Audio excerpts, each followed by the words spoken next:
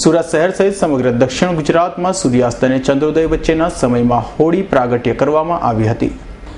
પ્રાચીન પર્વ ગણાતા હોળી ધૂળેટીના જૂના જમાનાના નવા ધાન્ય અનાજની આવક થતા હોમ હવન પ્રાર્થના પ્રજાને પ્રથમ હાલની આહુતિ આપવા હતા અને તેથી આજ રોજ શહેરના ઠેક ઠેકાણે શેરી મહોલ્લામાં 3 રસ્તા 4 રસ્તા કોમન પ્લોટમાં હોળી પ્રગટાવી વિવિધ પૂજન અર્ચન કરવામાં આવતી હોય છે। સૂર્યાસ્ત અને ચંદ્રોદયની વચ્ચે હોળી પ્રગટાવવાની પરંપરા છે। જોકે તહેવારની ઉત્પત્તિ સાથે રાજા હિરણ્યકશ્યપ અને પ્રહલાદ તથા બહેન હોલિકાની વાતો જોડાયેલી છે। પ્રહલાદને મારી નાખવા હોલિકા અગ્નિમાં બેઠીને બળી ગઈ। આમ અધર્મ પર ધર્મનો વિજય થયો હતો, જેથી હોળીના દિવસે હોલિકા દહનના કાર્યક્રમ યોજવામાં આવે છે અને હોળી દહન બાદ દાણી, ચણા, દાળિયા, ઘઉં વગેરે તાપમાં ગરમ કરી ખાવાની પ્રણાલી પણ છે।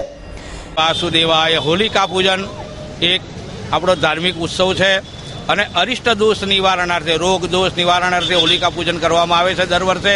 અને બાળકોના આરોગ્યની તંદુરસ્તી અર્થે જે બળિયા શીતલા નીકળે છે એ દોષના નિવારણ અર્થે આપણે હોલિકા પૂજન કરવામાં આવે છે અને શારીરિક સંપત્તિ, રોગ દોષ નિવારણ અર્થે આ પૂજા કરવામાં આવે છે અને આપણો એક ધાર્મિક ઉત્સવ છે।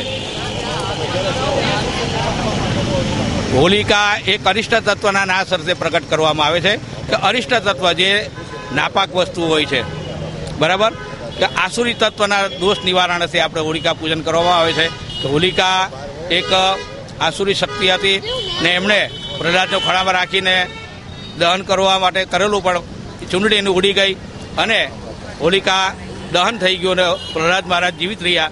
એ પછી આ ઉત્સવ ઉજવવામાં આવે છે અને બીજે દિવસે ધૂલિકા દહન કે હોળીનો રંગોળી પૂજન કરવામાં આવે છે અને લોકો રંગ ઉત્સવ મનાવવામાં આવે છે। એના માટે આ હોલિકા પૂજનનો સારો સંદેશ છે।